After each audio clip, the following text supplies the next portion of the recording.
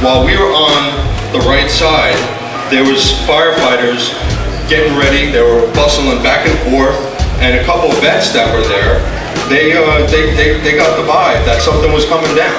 And we started asking questions. Everybody started asking questions, and then next thing you know, there were the Red Cross representatives pacing back and forth in front of the crowd, holding his hand over the radio.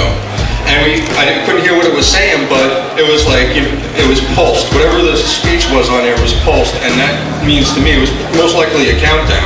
But he took his hand off at the last 3 seconds, and he gave this like heartfelt look, like he didn't look, just run for your life, because he didn't want to bring it on his conscience. He didn't want to go to his grave with that. Jesus Christ. And we only had a couple seconds to put our heads together, and it was like... The Red Cross rep was like, he goes over and he says, well, you got to stay behind this line because they're thinking about bringing the building down. They didn't say what building, they just said bringing a building down. So we're like, okay, you know, we'll take their word for it, you know, we'll stay behind the line. And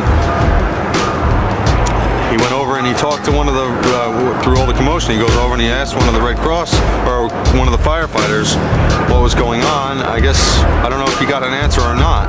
He came back over with his hand over the radio, and it sounded like a countdown. And at the last few seconds, he took his hand off, and you heard 3, 2, 1, and he was just saying, just run for your life, just run for your life.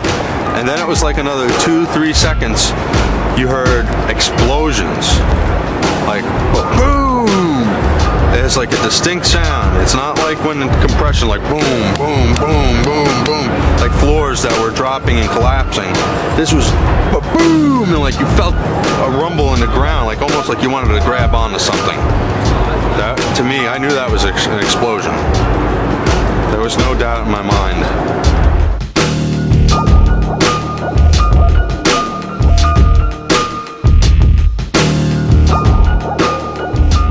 Building 7 is a great place of silence, as I'm sure you know. It's a 47-story building that came down into its own footprint for no apparent reason at about 5:30 p.m. on September 11th. A countdown to the demolition of Building 7 went out on New York Police Radio. I was in New York for the 6th anniversary, and every cop I talked to knows that that went out on police radio.